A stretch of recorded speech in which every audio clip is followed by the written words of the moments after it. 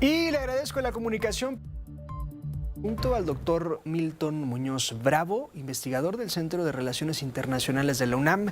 Doctor, gracias por su tiempo. Buena noche. Muy buena noche, un placer poder saludar a ti y al público en general. Gracias. Una de las líneas de investigación del doctor Milton es justo las políticas y procesos migratorios regionales. ¿Qué decir de lo que se teme hoy en día tras el triunfo de Donald Trump, doctor?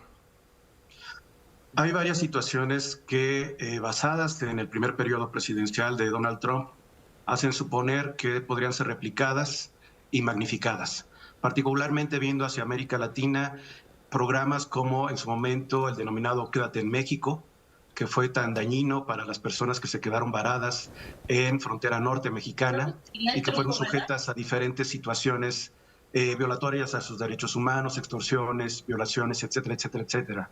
Y algo similar también se podría ver con la recuperación de nuevos acuerdos con supuestos terceros países seguros. Recordemos que lo hizo con Centroamérica en su momento, con la mayor parte de los países centroamericanos, y esto sería una tendencia. Por otra parte, también es muy probable que reduzca los fondos que Estados Unidos estaba dando en los últimos años, con el último cuatrienio de Biden, a organizaciones tan importantes como la Organización Internacional para las Migraciones y la Agencia de Naciones Unidas para Refugiados. Creo que es algo que podremos estar apreciando, amén, obviamente, de deportaciones, sobre todo en sus primeros 100 días de gobierno, y particularmente recordemos que para México es un gran reto porque Trump acostumbró a enviar a personas de otros países a territorio nacional. Entonces son situaciones, insisto, bastante complejas. Doctor, ¿cuál sería el panorama en un mundo color de rosa? Es decir, tomando en cuenta los países, aquellos países como Venezuela, como Cuba, etc., etc., que constantemente salen migrantes en busca de mejores oportunidades, es decir, carencias en estos países.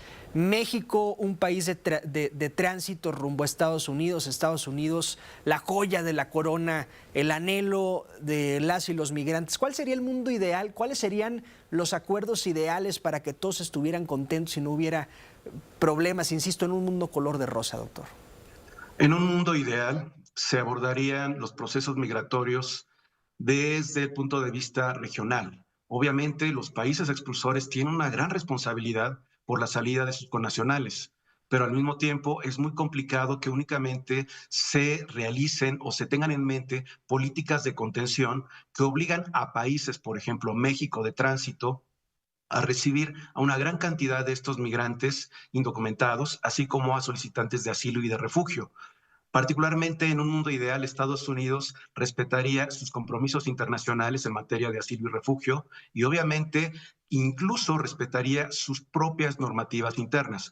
Recordemos que no es únicamente en en el cuatrienio de Donald Trump en donde observamos una violación a estos compromisos internacionales. También lo observamos incluso con el propio gobierno de Biden, que básicamente lo que no quieren es que lleguen más personas a Estados Unidos a pesar de la valía que sí representan en el Producto Interno Bruto en la economía. Pero insisto, lo ideal sería tener medidas a largo plazo en la cual los países, tanto expulsores como de tránsito y finalmente aquellos que los están recibiendo, pudieran tener al menos un trato digno, que procuraran ese trato digno para migrantes y solicitantes de asilo y de refugio. Ese sería el mundo ideal.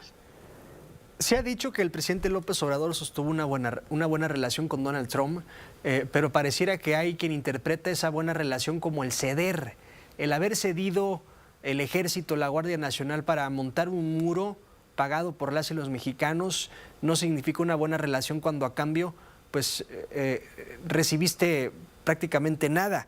¿Cuál tendría que ser el camino de diálogo de la presidenta Sheinbaum, que como punto de partida, diría yo, creo que tendrá mejor entendimiento no solo con Donald Trump, sino con cualquier asunto diplomático que podamos citar?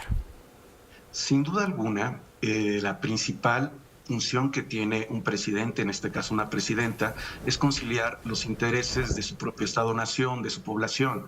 Sin embargo, si se repite el pragmatismo que observamos en el sexenio pasado, simple y llanamente vamos a repetir los mismos errores. ¿A qué me refiero?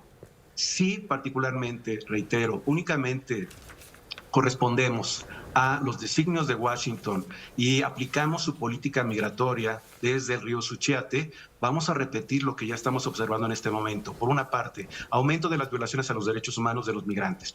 Número dos, que creo que debería de haber empezado por eso, por más pardas, seguridad, elementos militares que pongan en las fronteras, no se termina la migración particularmente indocumentada. Entonces, en esa lógica, lo que estamos viviendo hoy en día es precisamente el mundo que no desearíamos, porque estamos viendo ciudades fronterizas mexicanas rebasadas, estamos observando que México, de facto, otra vez está quedando con una gran cantidad de personas, insisto, que tratan de llegar a Estados Unidos, pero que están simple y llanamente en el limbo. Es decir, únicamente utilizar la migración como una especie de pragmatismo para que no critiquen tus políticas internas en México y utilizarlo precisamente, reitero, para incluso tener algunos beneficios, pero básicamente políticos, nos están llevando hoy en día a tener cada vez más cantidad de personas, reitero, indocumentadas, que incluso, además de ser violentadas de sus derechos humanos, también ya son reclutadas por el crimen organizado. Entonces, particularmente reitero, sí es necesario tener una política migratoria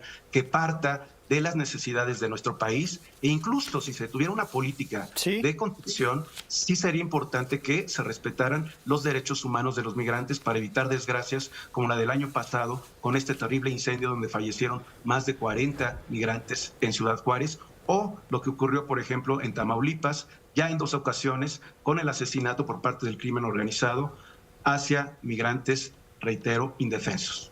Bien, doctor, gracias por su tiempo, sus comentarios. Algo que se nos escape y sea importante dejar como pie de nota.